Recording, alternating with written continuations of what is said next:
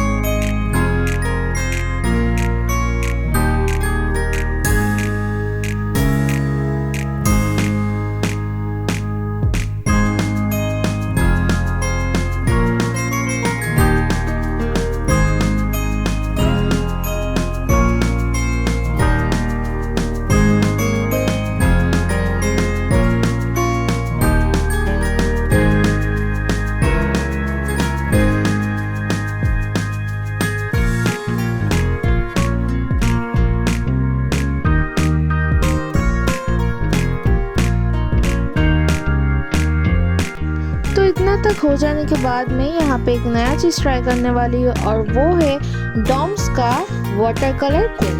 तो गाइस ये बहुत ही क्यूट सा कलर है। मुझे 20 रुपीज़ में ये मिल गया था मार्केट पे, आप लोगों को भी 20 रुपीज़ में ही मिल जाएगा। और यूज़ करने के लिए बहुत ही ईजी है। मतलब स्केच पेन के जैसे कलर करो पहले और उसके ऊपर ब्रश से ऐसे कर दोगे तो वाटर कलर जैसे ही फील आएगा।